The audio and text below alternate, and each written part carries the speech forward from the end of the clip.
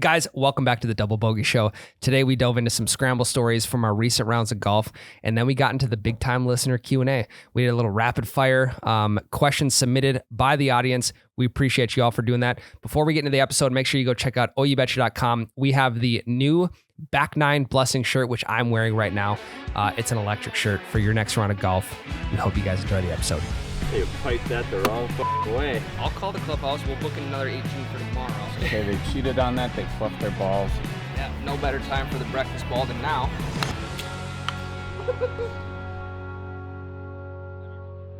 Breakfast ball. What in the MF is up, my guys? Hey, dude. How you doing? Good. We're back. We're back. Full strength. Full I think strength. we've been full strength for 2 weeks now, but 2 weeks. It just seems like we're back at full strength again. Mm-hmm. We're just full strength one more time. Look at us. Look at you standing up, fucking with your chin. Fucking believe This podcast is off to a hot start. Good morning, everyone. Before we hop into the podcast, guys, we got a brand new shirt on the New website right shirts. now. It is the Back Nine Blessing shirt. I am wearing it right now. We got a little beer can on the left chest with With a some wings on it halo. because the Bev cart is the blessing for everybody's back nine. It is the beer angel. She is making our back nines better than we possibly could imagine. Yeah. So she just like, if you're playing shitty, she makes you better. If you're feeling shitty, she makes you better. If you're feeling great, she makes you feel better than great. Yes. So it's like you can't get mad when you see her. So On the back too. that's if you the wanna vibe grab of the shirt. Mike. Yeah, I'll give you give us a 180, Ryan. Oh wow. Look at that. Oh wow. Beautiful Bev cart with an angel on Fairway the back. fluid. It says fairway fluid, which is we've coined that new term. I also got the URL for it, Tyler. Of course you did. Fairwayfluid.com. I looked into it yesterday. You got to get the .org. Those are the reputable ones. We're not an organization. People can use that in their college papers if it's a .org. .org. I learned that anything on a .org is legit. You don't have to fact check shit. Dude, let's just start putting in great answers like, or like stuff that people would need that are total lies on that website. Where's And this we're going, Jake? Then people could quote You us. can't. You can't. .orgs are all truth. That's what I'm saying. You can't put total lies in a page that's all truth. So whatever we put on there immediately is the truth. Here's the thing, though. Do we really know what is true these days and what isn't? If it's in a .org, then it's legit. How do you know that? Though? Because that's what you do. That's how it works. So can my scorecard be a .org? Mhm. If you put it on a .org, it now becomes law. On some .org, you guys are a member of Augusta. That's correct. And we could just show the person at the front desk, hey, check this out. On golfmemberships.org, here's our names next to Augusta. We are members here. Okay, well, maybe I have to look into that.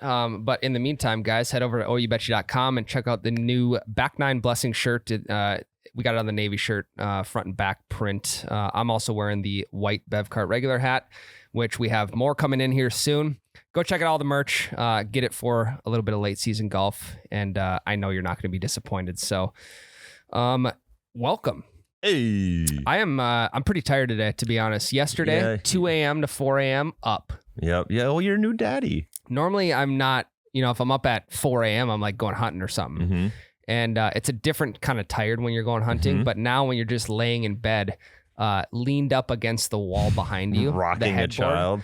yeah, trying to get a fat burp out of him. Mm-hmm. It's a little bit different of a tired, and I can't even speak because I'm up 10% of the time. My wife is up. Mhm. She's an absolute champ. So I can't even speak on being tired because I know she is way more tired than I am. Yeah. So it's a weird feeling though. Nap when the kid naps. That's what they say, but you also have shit to do when the kid naps. Yeah, but that's when you do the shit you need to do when the kid's happy. Set him down, and then you try to nap while the kid naps. Yeah, I haven't really done that yet. Give to it a be shot. honest. Give it a shot. You don't that was my problem with the first one is you don't always have to be holding them. You No, want yeah, to 100%. set them down when they're happy. Do your shit while they're happy. Yeah. Try to sleep when they sleep. Well, you can either sleep when they sleep, or you can drink a quadruple shot Americano homemade by myself. Wow. You could do that instead and like maybe get the trees trimmed out back and get the lawn mowed and Yeah, with the baby strapped to your chest. maybe condense like 4 hours of work into one with a quad Yeah. shot. Yeah. You know what they need? Teleport through time. They need more like not high. I don't want to say high end, but I want to say more in-depth coffee stations at these courses. Right now, they have A lot of courses have these bullshit bun coffee I makers. kind of dig that. I don't, because it's always watered down. Because it's like, you know what you're going to get. There's something like drinking a shitty cup of coffee while golfing makes that cup of coffee better. But they also don't really provide, they provide the little tiny styrofoam cups that, I mean, everything is going to spill out of them. I'll get from the clubhouse in my cart. I'll get from the clubhouse to tee number 1, and I have half a cup of coffee left without even taking a drink. I think there's some charm to it. I like it. They also need to sell at the pro shop refillable. So like if you're a member at this course or if you golf this specific course a lot, they need to sell some refillable coffee cups. Like they sell their own mugs? Yeah. Yeah, they sell the mug for like $20, free refills for the rest of life. Oh yeah, because the cup's paid off, you've made some profit, and then this coffee is 75 water, 25 coffee. So it's just an idea. And we always have great ideas that have never been implemented on this podcast. So if you manage or own a course, I want the cup to be kind of shitty though. Like it can't, the threads, it's got to still be a little loose. So if you tip it one way, it comes out the lid. okay. That's fine. I like that. You need some character. Sometimes the styrofoam cups are kind of cool, but we also need a good lid on them. I like watching the steam morning round. You get steam coming off your styrofoam cup of coffee. It smells like hot tar. I also go ahead. You can either drink it. There's a 3-minute window when the coffee is the appropriate temperature. It's either hot lava or ice cold. And if you don't drink it in that 3-minute window, you're fucked.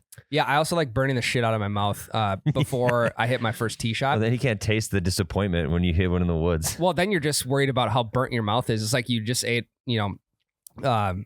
10 like Hot Pockets or 10 pizza rolls or something like that, You have no swing thoughts on the first tee box if your mouth is absolutely scorched. You're peeling skin off the roof of your mouth with your tongue instead of thinking about where your ball's going to go. Yeah, so then, a burnt mouth from a shitty cup of coffee is also good for the next day. So make sure you schedule around for the next day because you're going to have this, the skin's going to start dying. It's going to start peeling off. And so you can go 2 straight days without no swing thoughts on the first tee box. Just by drinking a flaming hot of coffee. I love a hot cup of coffee. What are we talking about today besides shitty coffee? What kind of stories we got from previous weekend golf? Jake went on a big golf trip this weekend, playing in Florida. Yeah, I did. Did you see any crackheads or alligators? No crackheads, no alligators. You didn't go to Florida to play golf, though. You went to Florida for a bachelor party. Yes. Which involved lots of golf, correct? Yes, exactly. So we were How on pissed were your scramble partners that they got you? No, they were happy. I was the best golfer out of the bunch. You were. They were all bad golfers, and it was great because we were all having a good time. See, that is all that matters right there. It is all that matters, but I just don't believe you were the best one on your team. I watched you hit all tee on the simulator. You didn't even come close to making contact with ball. You did it like 10 times. I was no good off the tee box. I'll tell you that much right now. But that is exactly that's the choir we're preaching to right now. Is Jake and his we want Jake to be the best scramble partner because that means the other people he's golfing with suck. I just don't want to listen to the lies. No. Well, don't lie to the fans, Jake. Are they .org? Is this story.org? This story is .org. This story is .org. It's feeling a little pretty .net right now. Oh, really, Tyler? Yeah. Really? Maybe even .gov, you lying son of a bitch. What are you trying to say? Which Government's .gov? lying to us? Yes, Jake's being a politician. He's lying to our face. Okay, Anyway, you think you were the best one in your scramble team. You had lots and lots of fun. Yeah, had lots and lots of fun. Me and my buddies, we were having a good time. It was like 7 o'clock in the morning. Course conditions, wetter than shit because it's Florida. Dew point's like 80 degrees down there. But by the time that the sun came up, you could finally hit a ball more than 100 yards. And par 3, my buddy goes up, and we were just scrambling or whatever. And so he was the last one to take his shot, and it went up, looked really, really, really nice. How far? 160 yard par 3. 8 iron? Yeah, I don't even know what he hit. Driver probably. Or the dew point so high, you need to use driver at 160. Yeah, well, at least 3 would if you're smashing balls, but go on. Anyways, ball goes up, looks really nice, comes down on the green, and we all hear ka-tunk, like it hit the cup is what we heard, right? So, but you in. saw it not go in the cup, correct? Yes. So we heard the noise, and then the ball took a really, really funky bounce and ended up 4 feet outside the pin, right? And so we were like, what the fuck? Me, camera guy, immediately grabs a camera and starts recording. And by the time that we get to the cup, there's a big divot right next to the cup. The ball must have hit the edge of the cup.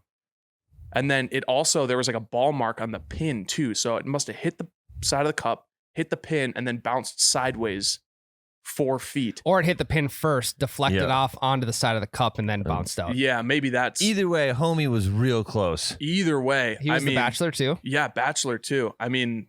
It sounds like this guy has found the right girl to marry. Yep. He's in the right mindset for sure. Yes. So he was really close to everyone has seen the picture floating around the last 3 weeks. The dude that buried it. Yeah, buried in it. the side of the cup. He was centimeters from doing that himself. Okay, so I've heard, I did a lot of research on this. And when I say research, and that means reading the comments and coming up with my own opinion. A lot of the comments said, if you lift that ball, repair the divot, put the ball back in its spot, if that ball goes in the hole, it is a hole in one. Oh. And I'm buying that. I'm just counting it. Really? Yeah. I'm counting that shit. I also, to form my own opinion on it, if the ball is at least halfway below the ground, I'm also counting that. Yeah. And it would be too, but the cup was blocking it. Like it's sitting on the cup. Now that's a classic. Jesus Christ, who cut these pins today? Yeah. Motherfucker. Yeah, exactly. I'm not letting the groundskeeper keep me from a hole in one. I know. The only thing between a hole in one, you and a hole in one should be yourself. So you think the divot thing is the rule book? That's what the rule book would say? Yes, Okay. that is a rule book rule. Now, again, That's a you can't .org. quote me on that. That's a .org. Okay. And the .net.com is going to be the ball's halfway underneath the surface of the ground. How do you fix that divot? It's like literally a limit. I know. I honestly don't know. So half-assed fixing that divot so my ball falls in. I'm taking because you can see a little bit of sand from like inside of the cup. I'm taking some of that sand and I'm giving a nice little buffer on the back side of the ball. Oh yeah. The away side from the hole. I'm sticking my forks in there and making it worse. So here's the thing. This is an interesting topic because oh wait, we can't call it divots. It's fucking pitch marks. We don't want people spazzing at us. Yeah, it's a divot. It's also a pitch mark, so teach their own. Yeah, but I would hope if this happens to you, you're playing with a good group of guys where if you fix that divot, it goes in. They are counting that because I'll tell you one thing. I played golf this last weekend. I played 18 holes on Saturday, and my buddy who I always play with. He was in some type of mood where he wasn't going to give me anything. And I stuck one, I don't know, probably 20 feet from the pin on a par 3. And I putted to about 3 feet. A little downhill putt, little tiny break on it. And I asked him if that was good. And he said no. Now I end up missing that putt for par. Oh. And the entire rest of the round, I was so pissed off at him that he did not give me that 3-footer. Right, it hurts, doesn't it? It hurts. Next time you don't want to give someone a gimme, think about that. No, I am all for giving gimmies. But again, when there's money on the line. Was there money on the line? There was, but this hole wasn't significant enough. Like I think he was already up 3 holes on me. Yeah, you wanted to save that extra hole. But I also ended up beating him by 1. Good, that's karma. So you got him. You got him for not giving you that gimme. Exactly. Yep. I think it all came around to the end of the round. I was down 3 holes going into 18. I double pressed him. So if you press on match play, it doubles the hole. So I needed to double press, making it worth 4 holes on number 18. So that just means you pushed the 2 holes before? Correct. Yeah. Yes. I double pressed to win 4 holes on number 18. And I won number 18. So you won by 1? I won by 1 hole. Whether that counts or not, he beat me by 3 strokes overall, but that's the tiebreaker. We'll go with it. Yeah. So back to the Bachelor story. Did he make the birdie putt, Jake? Most important question. Sunk the birdie putt, clean as day. How far was the birdie putt? 4 feet. Easy peasy. That's a stressful putt though. That's after a knee near shaker. hole in one. That's an absolute knee shaker. Because there'd be nothing worse than hitting the pin and then parring. Yeah. That would have been so sad. That would have been heartbreaking. That would have put a damper, I think, on the next couple holes for sure. Yeah. I mean, I would say I would say 3 to 5 feet are some of the toughest putts out there. Really? Because the longer they get, the less you're thinking about like, well, let's just get this one close instead of putting it in. Mhm. That 3 to 5 footer, you have to put that in. Yep. And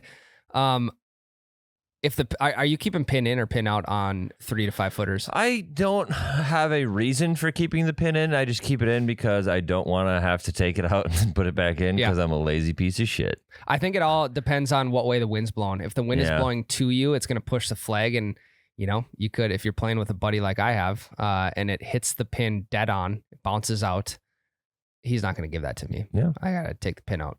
Yeah, I just don't take it out because I'm lazy. So how did you get your pitch mark repaired? Yeah, repaired it, flattened it down. Honestly, the mark wasn't too big. It was I've seen the videos, so we can confirm that this is a .org story. Yeah. The mark isn't that bad. Okay. Yeah. But it's obvious there is a mark. And is it right on the edge of the cup? Yes. Interesting. Like- God, that sucks, dude. Uh-huh. Imagine how much longer he's going to have to wait to actually get a hole in one. How old is he? Probably 23, 24? 23. Yeah. Another 23 years. I also have a hole in one story, not my own, but a buddy I did golf with on Saturday. He didn't get it. He got a hole in one 2 weeks ago. So it's like 105 yard par 3. There is a hill on the right hand side of the little fairway with a tree basically like 10 yards in front of the green. So you either have to like hit it low under the tree, bounce it off the hill, or hit it above the tree and stick it on the green. So he hits a shot, and he's not a good golfer by any means. He just likes being out there. So he hits a low one on the back side of the hill. It's a back right pin. It bounces off the hill, and you can't see the pin from the tee box at this point.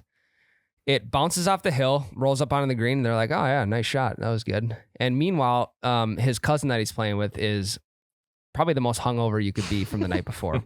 He's literally laying in the middle of the fairway on this par 3 Don't be dramatic. because he feels so shitty. And he's like mid 30s.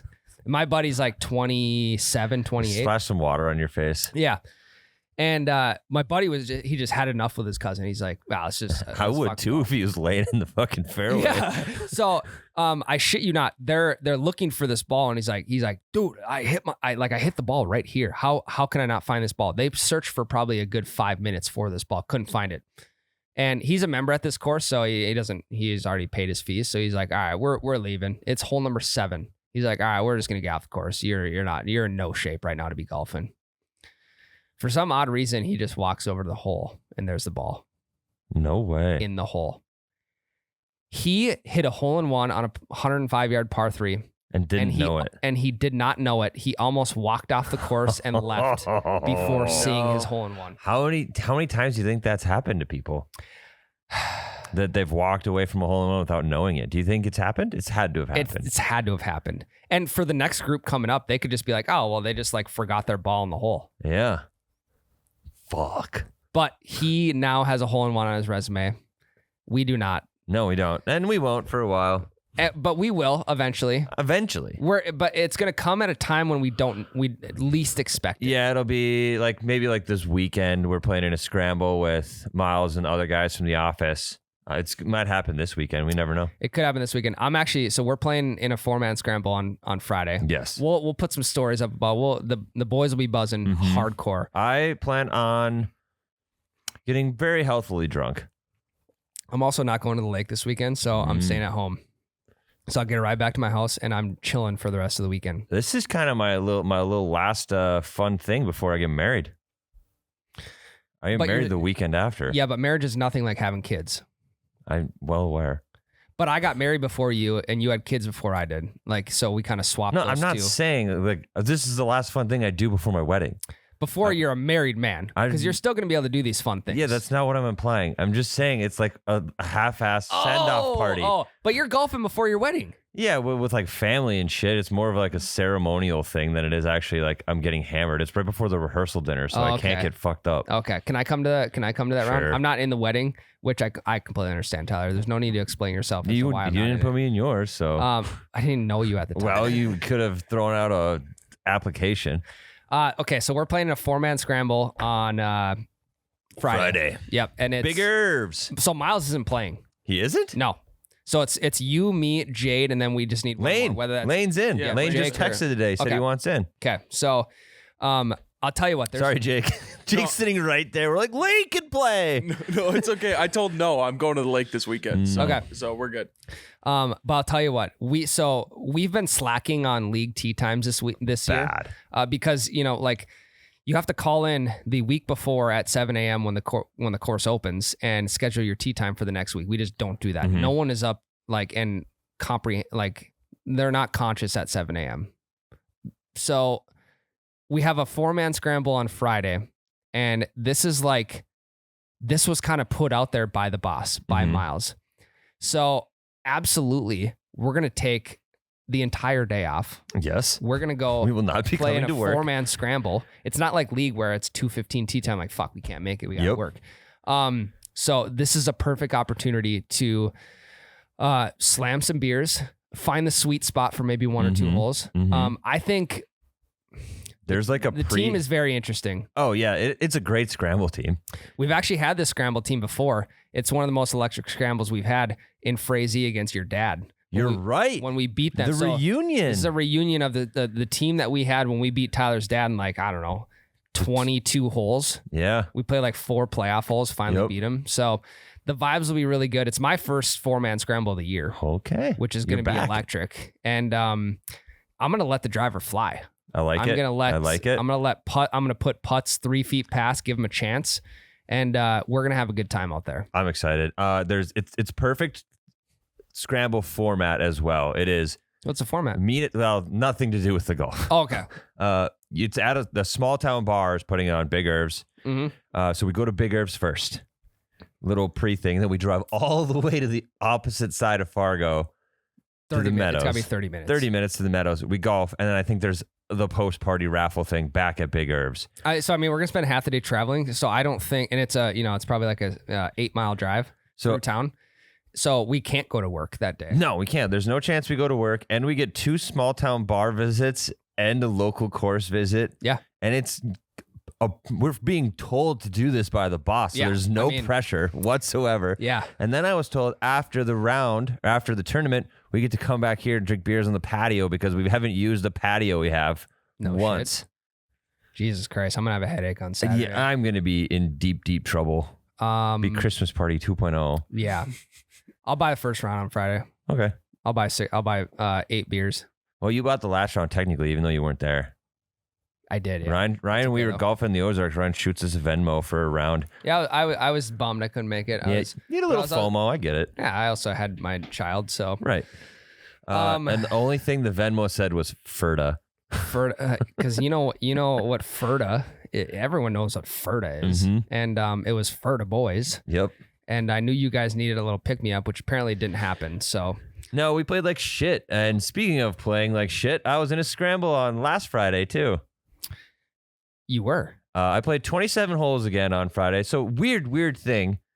We go to this scramble tournament, right? It is back in my buddy's hometown, and I'm playing with a couple of 3 local guys, right? Connor, my best friend, and Garrett, one of my other best friends, and then Garrett's buddy Logan, who's good guy. But it's a 5-man scramble. Did you have 5 guys on your team? No, our So you 5th should've didn't show. You should have got an extra shot. We did. Okay, good. We got an extra shot. This scramble had all kinds of games that I have never played in a scramble before. Like what? So the first one was they had, those Strixons half and half balls, like green on one side, white on the other. I have them. Yeah. So you could buy one of those, and it had to alternate shots through your group of 5 people. And then if you finished the round of 18 with that ball still, it got put into like a bingo machine for a drawing. That's actually really sweet. Yeah. But then we found out the team that ended up winning the drawing, they were really good. So anytime that they already had a good shot they could use, they just putted that ball, even if it was in the fairway. We weren't good enough, so we had to hit it to hope for a decent shot. We lost it on the 3rd hole of the day. Really? Yep. But then they also did a version of poker, kind of like our 3-putt poker, but they picked 5 holes. They didn't tell any of the groups what the 5 holes were for the poker hand. Okay. And whatever That's your score was on those 5 holes determined your hand. So the team that ended up winning it got 4 bogeys. Okay. So there was 4 of a kind there, and you don't know. So you could get a birdie, a bogey, a par, a double, and still score better than that other team. That's But kind of sick. Yeah, I thought that was pretty cool too. And then there was Because you can't sandbag then. Like if you know what holes you're going into where it's part of your poker hand, you could just shoot an 8 on the first hole and be like, all right, well, I need a 4 putt from 2 feet to get an 8, so I'm just gonna 4 putt from 2 feet. Yeah, so I thought that game was sweet, especially because they don't tell you, so you just have to honestly play because you want to win the tournament, but you also want to win the poker hand, but you don't want to cheat for one and the other, you know? Yeah. So that game was really fun. That's sweet. They did a putting contest after the turn. Great time for it. Okay. So each team just had to go through putting stations, and the further you made it, they would write your name down or whatever. That's sweet. Lots and lots of extra games. Raffles at every other hole. There was closest to the pin challenges at all the par 3s. Plus, you could buy a ticket for a hole-in-one prize. Like if you got a hole-in-one, you got an extra prize on top of it. So big fan of adding all the extra weird games to the scrambles. Because your typical scramble games is closest to pin, longest drive, and then I've also seen closest to pin second shot. Yep, they did that as well. And shit like this is like how you can get. I mean, it just spices everything up. Yeah, it makes it fun for the shitty teams. Right. Like we were the shitty team and listen to me rave about these games. Yeah, you could have been 2 over in a 5-man scramble and still won the poker hand. We were 2 over after the first 2 holes. I know. I asked you how things were going, and it was not good. I'm like, do I need to drive down right now? I would have loved you to. But yeah, so we ended up playing. We picked it up after that. We ended up finishing 3 under, and this tournament, very good teams. We were 3 under, and we got second to last. No shit. We tied for second to last. The first place team was 17 under. Oh my. I mean, that's essentially We won the old man Iron Man at like 1 or 2 under. Yeah. Yeah. So we didn't play great. I couldn't hit anything. I putted really well. I get chipped and putted. I played old man golfs, except I was too proud to put the driver away. And then we had one guy that golfs once every year, and it's at this tournament. I love those kind of guys. And he was lights fucking out. I honestly wish I could go back to that stage where I just don't give a shit anymore. I give too many shits. Like the amount of I have more shits to give in my bag than I have balls. Yeah. And clubs and tees combined. So I feel like I just need to empty the bag out, remove all the shits that I give, put everything back in the bag, and start fresh. Yeah. Yep. It'd be a good move. Just a clean slate. The biggest question though is like, how do you remove the amount of shits you give on the course? It's tough. I think number one is you don't keep score. That's also really tough for me. Yeah. I think that we need to go out and just not keep score. I like keeping my own score for myself. I don't care as far as the competition. I like to track myself. You don't give a shit. And that's that's where I struggle. Because if I'm keeping score, then I automatically just like get into my own head and start thinking about this and that. And like, well, I double bogey the last hole, so I need to par this one to even. You ever think about that?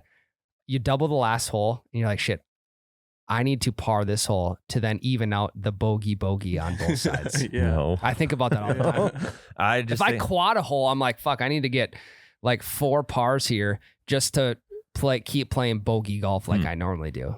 The only thing like that I ever think about is when I punch in a number. Like if I get a par and I punch it in on 18 birdies, I get really happy that the +6 doesn't go any higher. Yeah. It's like, nice. Cool. It's not adding. Let's go. That is nice. Yeah, I always look at my plus. I mean, there's been a couple times I've been a minus score for a little bit. And I'll tell you what, that minus score on the scorecard, whether you're 1 hole deep or 3 holes deep or 17 holes deep, it's another form of euphoria that a lot of people have never experienced. That will you need to. That will get to me. Like if I'm playing good, that's more pressure on me than if I'm playing bad. 100%. Here's a classic example. This was about a month ago, a little over a month ago. I'm 2 over through 6 holes, and I'm playing really well for my level of playing, and 2 guys on the next tee box on number 7 say, dude, you're only 2 over after 6? I'm like, shut the fuck up. Why you need to know? Because they're all telling their scores like, I'm +8, I'm +10, I'm like +6. Right, what are you? Yeah, right, what are you? It's like throwing a no-hitter in baseball. Just don't say anything. So I now don't ask people what their score is. I'll figure that out after number 18. Yeah. I'll figure that out at the 19th hole. I think the biggest thing to take away is if you know someone's playing good, do not ask them their score because they are in the type of mindset where they need to stay in it because if they don't, they are screwed. Don't ask them until they have to make a really big putt. And be like, hey, worse. how close are you to being under par? Right? Oh, this is to shoot a 70. Okay, good luck. It's even worse, man. I know. God, imagine. Okay, I want to lay this scenario out for myself because I've done it many times in the past. If I am, let's say we're going to number 18, par 4, right? And I am, let's say 74 strokes in. I need to par or bogey that hole in order to break 80, which I've never done. And imagine if I have a 5-foot bogey putt to break 80 on number 18. Yep. I might need double knee replacement after the fact because my knees are shaking so bad. Never been in that scenario, but I've played it out many times in my head. Don't do that to yourself. I think on number 18, if I'm in that scenario, I think I'm old man golfing that shit on number 18. I'm going Just 50 punching the whole time. I'm going 50% swing, hit a driver 200 down the middle, hit an approach shot. Let's just say, let's go hybrid, 150 down the middle, chip on, one putt, have a good weekend. Yeah. 79, 78. And then imagine if you just did that for every hole. Then you're 74.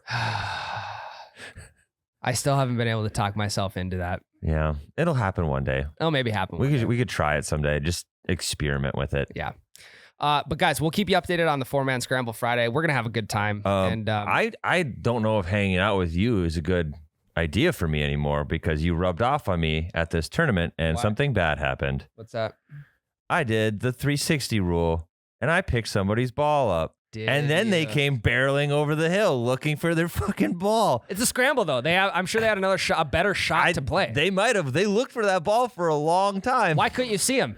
So the tee box was hidden. And I was like, oh, this is a cool ass ball. But did you know there was a group behind you? No, it was a group coming down from a different hole. So they must have been way ahead because we were finishing up on 9 and they were playing like 14 and we hadn't got to 14 yet. So I didn't know. See, I always like mentally scan the course into like, there's a group on 17, there's a group on 12, there's a group on 2. So that I kind of have to play that out in my head. Well, I should have known better. There's groups fucking everywhere. And it was right next to my ball and some really thick grass. And I was like, oh, this is a cool ass Callaway. It had some decals on it and stuff. Nice. And That's a great ball for the bag. I was looking around. I was like, I don't see anybody. And like, it's thick grass. Someone probably just left this because they had a better shot. Yeah. Picked it up, threw it in my bag, whatever. Picked my ball up, went to go hit the shot we were going to use. And this group comes barreling over the hill. And they just did laps right next to where the long grass was. Oh, he went into the grass. Yeah, but it wasn't. I'm not saying it was like fescue long grass. It was just taller rough. Damn it. Oh, it's buried. In between two fairways.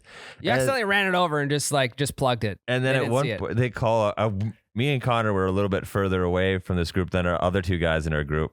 And at one point, they look over like, anyone see a ball land over here? And I was just like, fuck, it's in my pocket. And just like, God, don't come over here. Good thing it was in your, it should probably be in your bag. You should probably shuffle that to the bottom of your ball bag. I ended up putting it in the glove box thing of the cart underneath a bunch of my shit. Like I put my wallet over top of it. I was. Because you were in the wrong. And these guys came up and they were playing like heavy metal music over the hills. It was Jesus. It was straight out of a fucking Dumb and Dumber like movie. Each one had a set of brass knuckles. It was all there. screamo. One dude had like a Tony Stark ass beard, like all the weird decals shaved into it. No. Yikes. And I was like, oh God. But then right after that, my buddy hit it closest to the pin. So out of 125 golfers, closest to the pin, guess what he won? $15 gift card. I told you this, didn't I? To Qdoba. Now $15 gift card to the clubhouse. Well, and he could have bought you a new sleeve of Callaway balls that you never would have had to grab off the course. Yep. See, I got him. I'm done listening to you. I was like, oh yeah, Ryan will take this. I'm gonna. Well, you just need a little more experience with it. And I'm not. I literally, I'll tell you right now, I haven't done it once this year. It is a very special occasion to use the 360 rule. Yeah. And if you're not familiar with the 360 rule, I caught a lot of flack for this when we talked about it. But if you see a ball like in the rough or wherever, and you scan around 360 degrees, if you do not see a group or you mentally have not taken the note that there's a group behind you, before you, whatever, that ball is free game. Now I have not done it. Don't do it. I Don't haven't do done it. it. I haven't done it this year. But there's a slim chance that I might do that coming up here in these coming rounds. Don't do it, guys. It's not worth it. Someone will cut your head off. Those guys were ready to fight. Yeah, I mean, and then it was bad karma. I'd bought raffle tickets on every freaking hole. Didn't win anything. That group won like 4 things. It was karma. I gave them all the karma they needed to win a whole bunch of shit. Buddy wins. The only thing we win is a $15 gift card to the clubhouse for being the closest to the pin out of 125 golfers when it's like a $200 entry fee for each guy. That's tough. Well, do your research, Tyler. I'm just not doing it anymore. All right, guys, we're going to wrap this segment up, and we're coming back with the Q&A. We've got a lot of good questions, and we're going to try and rapid fire as many as we possibly can. So to everyone who submitted their questions, thank you again. We love doing the listener Q&As because it gives us a good idea of what you guys want to hear from us. So we're going to take a quick break. We'll come back with the Q&A, and we'll wrap things up. All right, guys, before we get into our listener Q&A segment, we want to take a second to thank our lovely sponsor, Carl's Place. Carl's Place hooked us up with a top-of-the-line simulator that we now have at the office here. It's good for mental breaks. It's not good for productivity. It's bad for work. But it's there, and it's staying. And we want to thank Carl's Place for hooking us up with one of the top-of-the-line simulators that they offer. And guys, Carl's Place is the perfect place for you to go ahead and get ready for some winter golf, some late fall golf. I know you're already thinking about it because once that last round is played on the course, what are you going to do? You're going to go to a simulator. You're going to keep dropping $50 to $100 a week. Are you going to try to call 3 weeks ahead to get a tee time at your local simulator place because they fill up so freaking fast? No, you just call Carl. No tee times needed. I'll tell you what, on top of that, you need to get yourself a beer fridge and you need to get yourself a pizza maker. Yeah, that beer fridge that was in your college dorm room, that little mini fridge. Perfect. Now it's your simulator fridge. Now, if you have a basement, if you have an extra shop, basically, if you have any space to put a simulator in, their customer service team is awesome. They helped us customize ours to fit our space perfectly. You want a bar in there? Perfect. You want bag stands in there? You want help with the designs? Anything like that? The Carl's Place team is going to be the place to look and the place to contact if you need any customization helps with your simulator. And guys, they have packages as low as like $800. You can bump that up to $1,000 to $2,000, whatever you need to get some winter golf in. They're going to be the place for you. And I'll tell you what, it's a hell of a lot better than hitting into a $100 Amazon net when you can't see ball flight, when you can't play an actual course in your garage in the winter. Ask for money for Christmas from every single one of your relatives. You get to $800 simulator at your house. You thinking about buying new clubs? Don't, because they don't make you a better golfer. Simulator what makes you a better golfer is the 6 inches in between your ears, Tyler. Yes. Your mind. It's not the new clubs. I thought you were talking about your nose. Wait on the new clubs and get your sim now at Carl's Place. Tyler, we got a good promo code for listeners. What is it? Promo code Double Bogey. All one word, capital D, capital B, 10% off any of the enclosures or the impact screens. Go to carlofet.com, CARLOFET.com. Check it out. Use that promo code Double Bogey. Get 10% off yo shit. Love you, Carl's Place. Love you. Thanks for the love. Listener Q&A, baby. We're here. Yeah, baby. We haven't done this in a while, but we recognize that y'all really like this segment, and we do as well because we like answering questions from you guys. Again, it gives us a good opportunity to hear what you guys want to hear from us. I'm gonna be completely honest. Last time we did listener Q&A, we were just like, I don't have any ideas to to talk about, and now it is our most listened to episode of all time. So what we're going to do is we're going to rapid fire some questions. I can't promise we won't go down any rabbit holes because we probably will. And, we're just going to start firing them off. So Jake, what do you got for us? All right. First one off the bat from B-Rad 250. Who has the worst cars? Oh my goodness. Jesus, holy shit. Spit it out. Can we fucking start over here? Jake, what do you got for us? Who has the worst cart etiquette? Cart etiquette.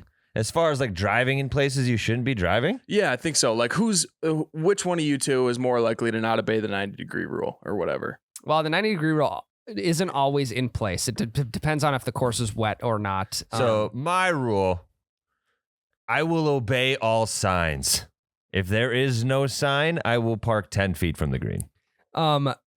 I don't know. I like to be in control of the cart. I feel like not only am I thinking about my next shot, but I'm also thinking about the most efficient way to get from your ball to my ball to your ball to my ball.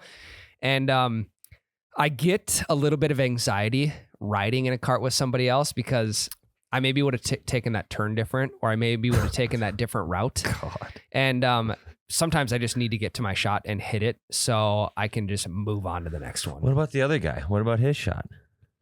Well, I mean, I'm talking if I'm out or if he's in the trees and I'm not or anything like that. So music, I've only actually played music in the cart one time this year. I think they're talking more about like rules, like driving places you're not supposed to I drive. think so. Well, I also think we can build off the etiquette of like the person you're riding with too. You know? Yeah. Because that's a big thing. Yeah, I mean, like, you play music even though I don't like it, and it's bothering me less now. Yeah. It used to bother me a lot more, but now I kind of can zone it out because I've been used to it because everyone I golf with now plays music. Sure. So I'm getting used to that. So, But I think in terms of following the rules, we're pretty even. We're not going to drive up close to any greens. We're not going to like, unless there's no sign, then I will. we're not, yeah. I mean, But I'm not going to like drive on the fringe, right. but I'll be right next to the green. I'm a big proponent of like, hey, if each one of you is within 10 yards of the green or on the green, like just go park at the next hole or go all the way around the green so that, you know, grab your wedge, grab your putter, go play the hole out, and then you're just back up to the next hole ready to go. So. Yeah, I agree. I get a lot of anxiety when like me and one of us is short of the green, the next guy sailed it over the green, and you got to figure out where the fuck you put the cart on the green. Well, no, here's, you know? here's what you do. You get dropped off at your ball. You Yep. grab your wedge and your putter, and he takes the cart around back to his. Yeah, you parks always it. offer to get out yourself. Like, Yeah. hey, Yeah. I'll get out, take my putter and my wedge. You go find your ball. Now, here's the question: if you're the passenger who flew in over the green, are you sliding into the driver's seat, or are you going left foot, left hand on the steering wheel and driving that way? Because normally phones are in the middle. The middle of a golf cart is a great place to put a cell phone, especially if you're drinking. If you're drinking, if you have your yardages up. But it's also kind of like a little slippery slope because it's easy to see text messages from the boss, from the wife, from somebody you don't want to hear from. while Not you're if having it's a on good round Do of the Not course. Disturb. That's actually a good point. What if they call you though? They know you're golfing. That's true. You can select people that can get through the Do Not Disturb. Yeah, I don't even want to know about that. Yeah, If sorry. it's on Do Not Disturb, no. But I'm option 1 cup holder. Yep. But if I have several drinks or there's only one option for a cup holder and I have one drink, then I am middle of the seat as well. Why do they not have like stand up, like honestly, like cell phone holders on the cart? Like like a little slit that you can just like slide it down in. My push cart has one of those. It's pretty nice. Mine does too. Yeah. Now they have. I don't know how often you use the little ball, like the little ball slots. Quite a bit. I don't. I keep them in my pocket. There are times where I'll have 5 balls in my pocket. If I've found 3 or 4 of them, I'll just stick them in my pocket and maybe play the next 2 or 3 holes with them. To me, that is insane. Because Why? I'm very religious about what's in my pockets while I'm playing golf. No wallet, no keys, no Really? phone. And the only thing in my pocket is a divot fixer and a tee. Well, 2 kinds of tees. I have a par 3 tee and I have my driving tee. Yeah. Driving tees in my hat, like right in front of my ear. Par 3 tees in my pocket. So there are times where I'll have my keys, my fixation, my cell phone, and then maybe You mean your asphyxiation? maybe 2 or 3 balls on top of that. Plus my divot fixer and tee. Sometimes my pockets. You're walking around with saddlebags. better center of gravity. Okay. So All right. it keeps me grounded, keeps me through the ball. So keeps It's me all from in the hips. keeps me from standing up out of my swing. Okay. Maybe you just put like lead weights in your pockets. Or that might work too. But Really tight belt though. I think we need we need some sort of cell phone holder in the cart. Yeah, I agree.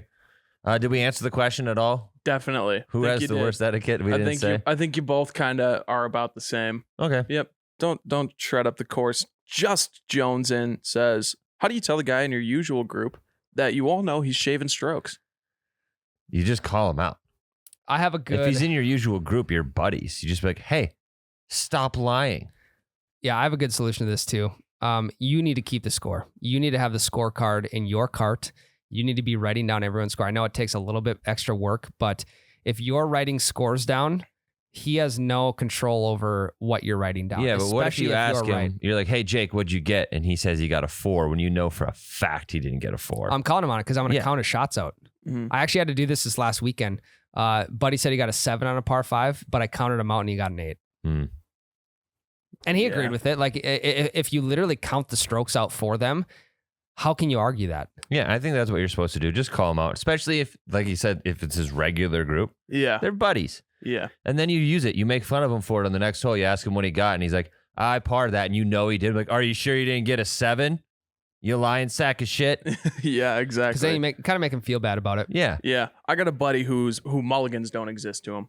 Ugh. Oh, that's, Fuck I that mean, guy. yeah, drops, mulligans, none of them count. So if they go in the water, they're not 1 in, 2 out, shooting 3. They're 1 in, 2 out, shooting 2. yeah, Yeah. exactly. Yeah, it's no big deal. Just hit one in the No, wait, water. no, he doesn't let people use mulligans. No, that's what he is. He's exactly what Ryan said. He's not counting. He's not counting strokes. Yeah, he that won't are count OB the stroke. or A mulligan's the same as a breakfast ball, Jake. Yeah, I know. So like if he hits a bad shot, he's not counting drops. yeah, he won't count drops and he also won't count mulligans. So at the Oh, end then of I the like day, this guy. Yeah, but Yeah. when we're playing dollar per hole Really, or something Tyler? like that. I Yeah, don't you're know. playing any sort of money. It's got to be straight up. It's got to be .org for sure. Yeah, and then at the end he's like, "Oh yeah, shot a 95 today," and it's like, "Well, you shot a 105 today." Yeah. Yep. Yeah. That's a good answer. Lifted Long Bed says, I was in an accident and you guys got me through my 3-week stay at the hospital and home recovery. Hell yeah, man. That's awesome. Hell yeah, dude. man. I actually love hearing that. Me too. The fact that someone would throw our cringe ass voices on their phone while they're laying in a hospital bed, actually, like, that means a ton to us. It does. Also makes me question this person. Do you think we're healing? We might have some sort of healing powers. Yeah, we're happy. We're very happy you played us, but like, maybe try somebody that's not as abrasive as us. Maybe try like a Morgan. You might have healed in 2 weeks. Yeah, maybe try like a Morgan Freeman type. Yeah. But no, that's cool because from what I hope we can give you some excitement as to when you get out of the hospital, you know you have something to look forward to, and that's maybe a round of golf with your buddies or whatever. So we hope you're healing up, man. Thanks again for listening. Thanks to all of you for listening. And yeah, we really appreciate that. It's like good to hear that, like, because we do this podcast, it's 3 people in a room. Sometimes you forget that people actually listen to it, and then it's sweet to know that people, 1, actually listen to it, 2, they actually care. So it's cool. Yeah, love it. Sweet. Jake, oh God, buddy, I'm going to butcher your last name. Jake Just spell it. Elleringer. Okay. Erlinger. Jake Erlinger. Yep. Yeah. You know him? No, but he's a Patreon guy. Oh, beautiful. He says, what's in the bag? Clubs. Really? I also have some balls and some tees. Jesus fuck. Yeah, you have a Callaway ball. We know that. Not With some anymore. nice markings on I it. took that out of my bag in case the guy hunts me down. What's in your bag? Do you even know what type of clubs you have? Yeah, I have P5Gs. P5Gs. They're like some fucking pings from they got bought out by 2004. they got bought out by PXG. Yeah, I did take a label maker and print off a bunch of X's and put them over the 5, so Yeah. it looks like I have The PXGs. original PXG. Yeah. I have a Callaway Maverick driver. I got Kirkland wedges, 52, 56, and 60. And then I have a random Callaway Big Bertha 54 that when I bought the driver from the listener, he also sent that. And then I have almost the original ping putter. I have the second model of ping putter, the Phoenix. Okay. Wow, I'm proud of you. Why? That you know all that stuff, or that you like. You had to somewhat care about that to know exactly. You know how much I care about my clubs. I'm That emotional. is true. That is true. I'm on a little different side of the spectrum with mine. What's that supposed to mean, Ryan? Mine are a little bit newer, and when I say Barely. that, I mean like 6 months old. They're babies. So I have the Strixon ZX7 extra stiff shaft driver. I have the Strixon ZX hybrid, the Titleist TSI 3 wood, which, I mean, take that one for what it is, because I don't know where the fuck that one's going. I also have the Mizuno JPX 921 Hot Metal Pro irons and wedges with 120 How do grain they shafts. come up with that name? I don't know. It's a little bit of a tongue twister, a little bit of a mouthful. Mm-hmm. And that's what I got for irons and wedges. And then I have the Odyssey 2-ball 10 putter. Okay. So Oh, I forgot the most important club in my bag.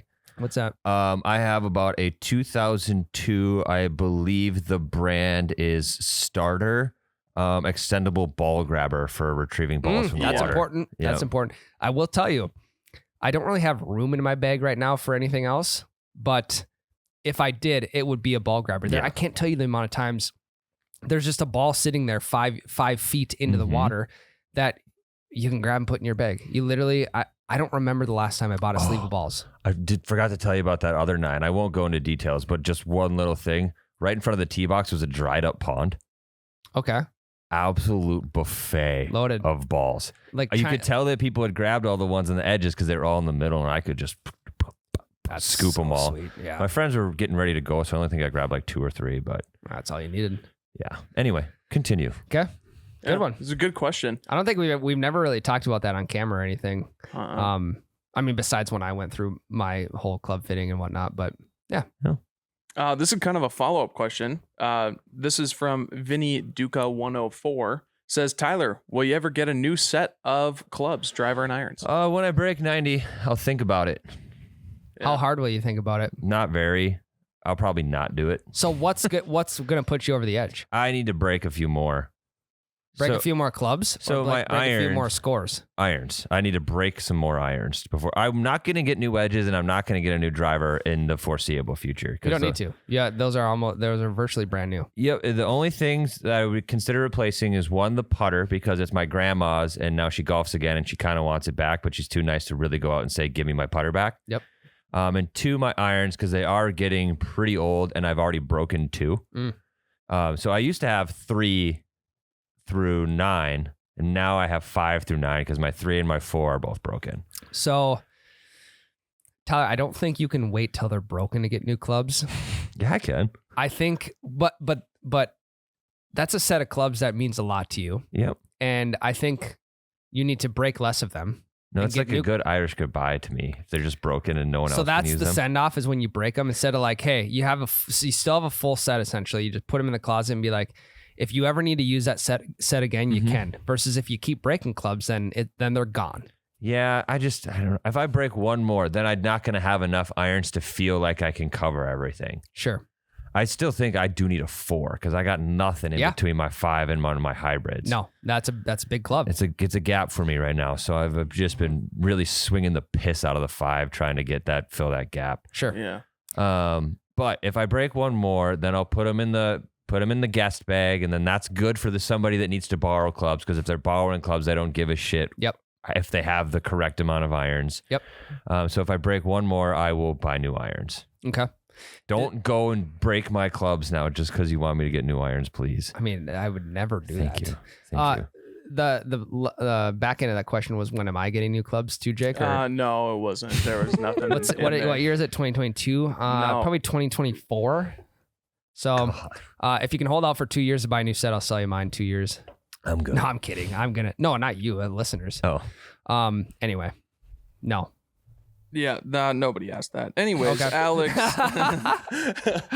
Whoops. Alex Loperena 710 says, playing golf with the homie who's a beginner and gets super frustrated. It's beyond repair. How do you deal with that? Oh. Don't play with Ooh. Yeah, that's option 1. This actually happened to me so that second 9, we're bringing it back up again. But my one buddy was playing really bad. Garrett, you're getting called out because you're being a spaz. He listens to the podcast pretty religiously. Good. Garrett was playing shitty, and Garrett was getting frustrated. And one time he hit a bad drive, threw his driver up in the air, and I was behind him. I had to dodge it. He had no idea. And then I wasn't there for this part, but he hit another bad shot, threw his club, and it bounced off Connor's cart. Oh my God. And he luckily had the wherewithal to realize that when that club hit the cart, he's like, I need to calm down. He's like, Good. I can't be doing this. Good. This is I'm gonna ruin it if I get any more angry. But if he didn't, I would have had to say something. Yeah. But what do you say? I think I'm with this guy. What's You're buddies with him though. You can say it. You can say it. I would say up to the extreme.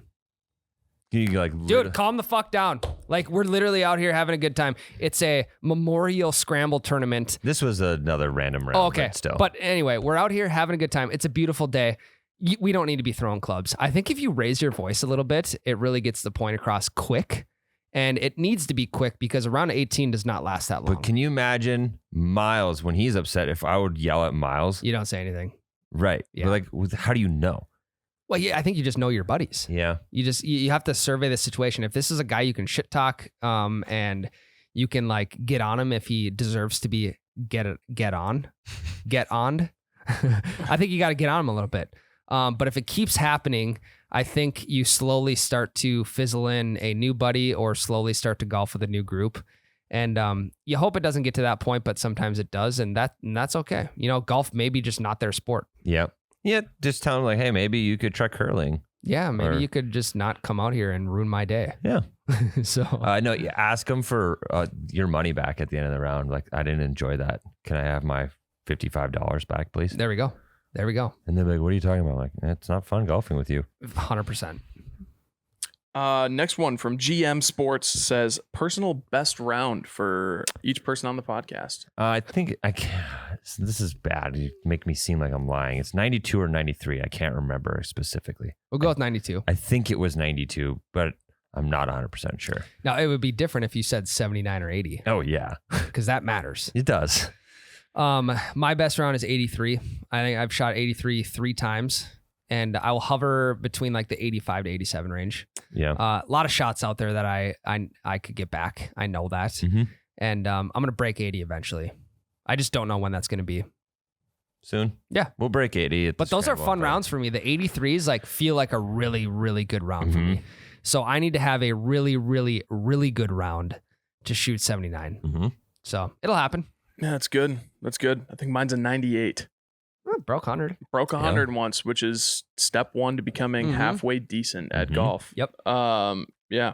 It's like 70% of people that play casual golf have never broken 100 or Yeah. something. Yeah, I believe that. That sounds pretty right. Wait, what's that? No, nothing. That was a .net stat, not was- necessarily .org. Not but necessarily .org. Well, I'm going to need a .org answer on this one. P.Don says, are you guys any closer to getting the Swinger app ready? No. No.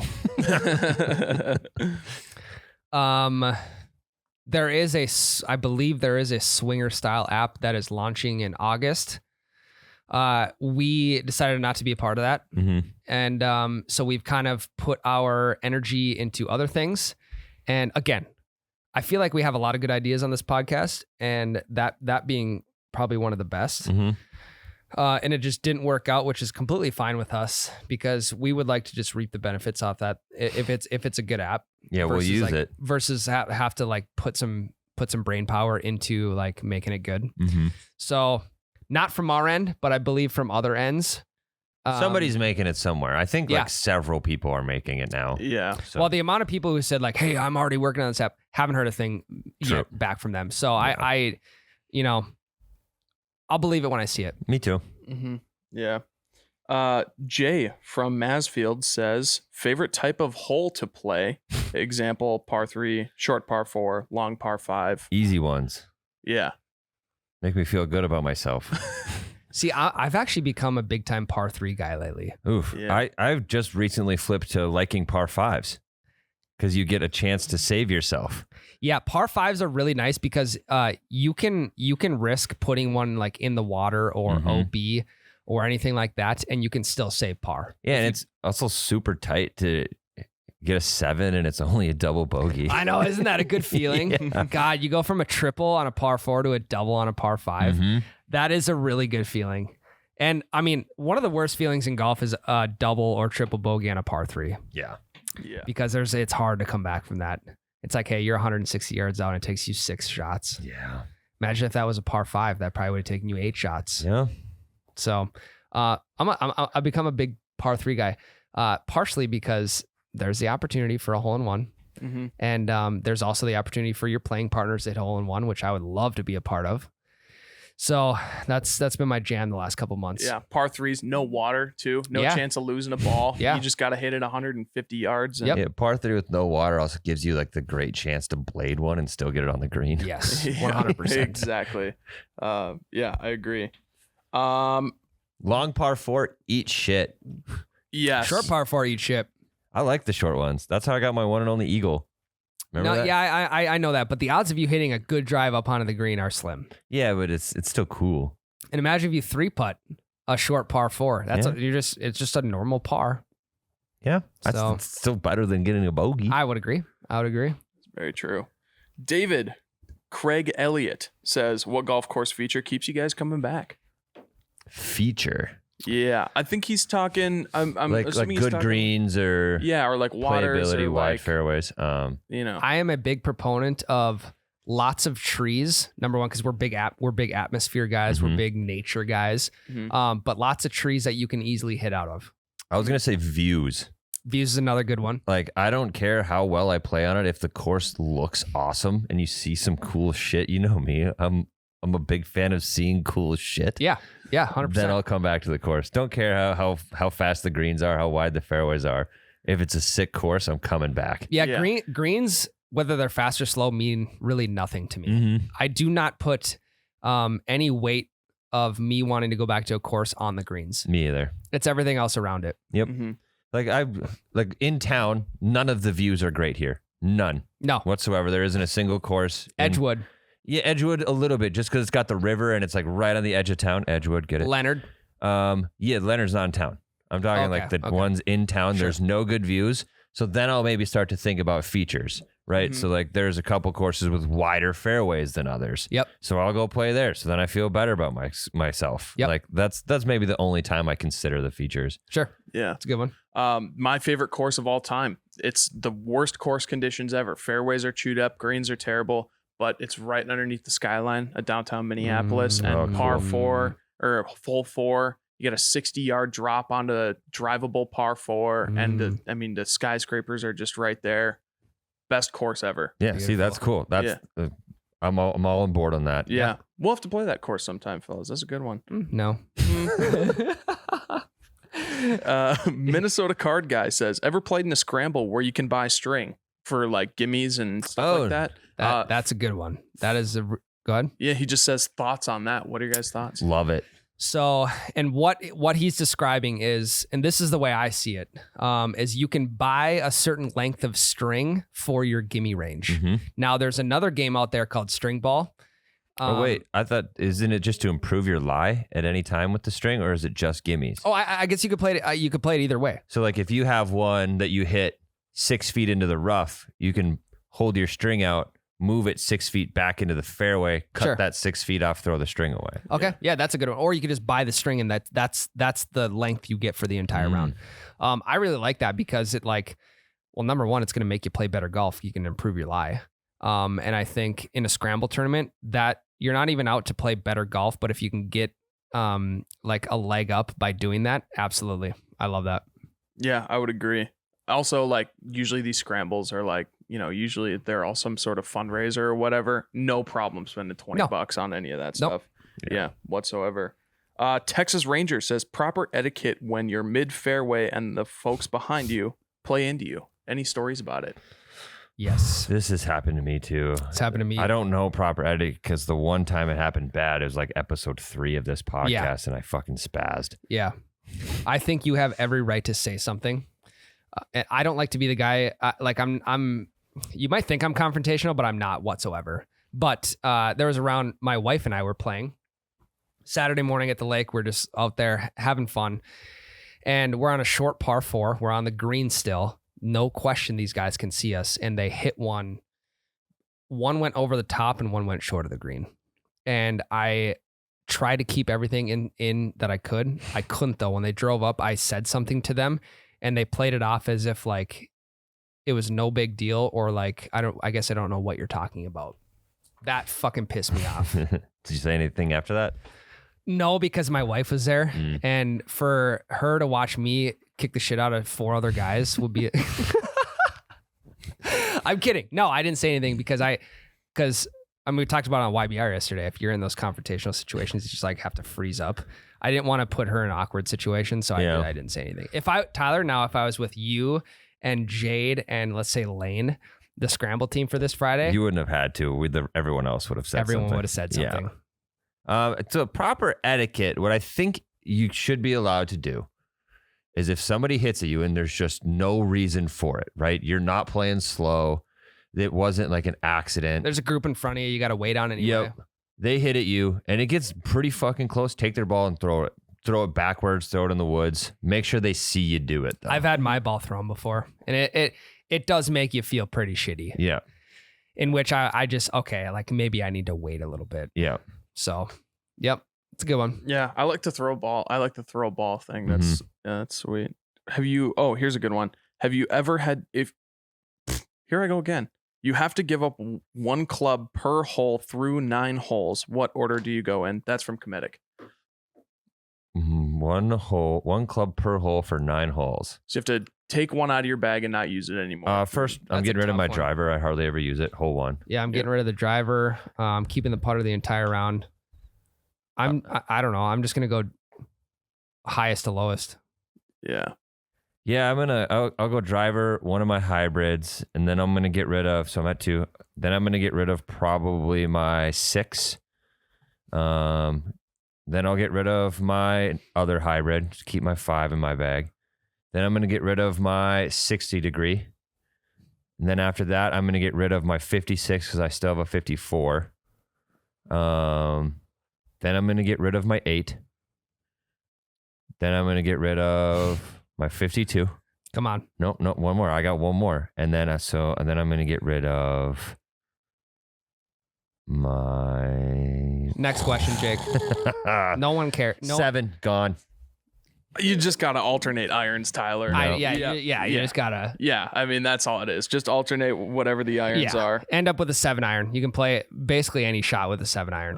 Yep. No, I 7 or a got rid of 5. it last You can hole. putt with a 5-iron. Yeah. There you go. Take a breakfast ball, but your first one is better and play it. Does it count as a breakfast ball? This is from Tim_Vlasic. Unfortunately, I'm pretty lenient with the rules. Yes, you used it. Up to you to use it or not. I'm not counting that as a breakfast ball. Why? So then you just get 2 shots every hole until your second one's good? Well, the first shot, if you don't use your breakfast ball, the first shot's a warm-up shot, which No, that's what a breakfast ball is. no. If you breakfast use ball's your- a mulligan, a free mulligan. This is a warm-up shot. If you use your first one, it's not a warm-up shot. It's the shot you're using. Oh, He's okay. saying, like, I you- misread the question. You hit your second shot. It's worse Gotcha. than your first one that you didn't like. So you use your first one. That still counts as your Yes, breakfast okay, ball. you're right. You're Yeah. right. That counts as the breakfast ball. If you hit 2 shots, yes, correct. Normally, like, I'm pretty lenient with this stuff, but my reasoning behind this is just everyone's going to end up hitting 2 fucking drives every single hole until their second one is better, which that defeats the purpose of relishing the breakfast ball. Yes. That is true. Ryan, he's texting away. How much have weekly lessons helped accelerate the Jake, are you illiterate? This is the today? last question. Make sure it's a good I'm one. Last literally question. illiterate. All right. We got one last question. I'll do a good one. Fuck, marry, kill. Your driver, your irons, or your putter. I'm going to marry my putter, fuck my driver, kill my irons. What? No, I'll kill my You're driver. marrying your driver, No, I'm marrying my putter. or you're banging your driver? I don't know. I'm killing my driver because I can get off the tee with any other club better than my driver actually. My hybrids are safe, so I don't care. Exactly. So kill the driver off. I'm marrying the putter. I'm gonna agree with you with that. I am banging my irons and I am killing the driver immediately. I don't know. I can't decide. I really like my driver. I do hit it great. too. It's a sweet club. My irons, they're on the last leg anyway. I get that. It's more of a mercy kill than anything. But you have to keep the irons close to your heart. Yeah, I'm Because you putting can- them out of their misery. Again, like we said on Comedic's question, you can use a 7-iron in just about any situation if you absolutely needed to. You cannot use a driver in any situation. You can hit your driver out of the fairway, Ryan. Deep rough. You could. You can hit a 7-iron out of deep rough. I could also hit my 54. Right. So I mean, I would put wedges in with irons. Well, then that's just not fair. There's too many clubs there. That's so many clubs. And then it's just one club, the rest of your clubs. Right, but irons is plural. Driver and putter are not. So we've set the fact The that wedges don't count as your irons. I would consider them in the iron family. They're cousins, but they're not irons. Okay. I mean, you can still chip with a 9-iron. Yeah. You can full swing a driver just You like an gotta- iron. You either have to marry or bring them irons home from the 19th hole and have your way. I think I'm taking the irons and I'm bringing them to the back 40, and I got to put them out of their misery. God, That's I never would have expected that out of you. Yeah. Mm-mm. Yeah, that's What about you, Jake? killing my driver, killing it. Can't swing with it anyways. I like your Yep. driver. I know you like my driver, but Really? Yeah, I like Jake's driver. Nike? yeah. Where did you let me use it? I was crushing it. Did you let me bring it to Arizona or something? Yeah, something like that. I don't know. You've always loved my driver, and I've never been able to figure it out. So I'm killing it, and I'm marrying my irons. Thank you. Yep, there's nothing you can't do off of a tee box with a 5-iron that you could do with like a hybrid or a driver.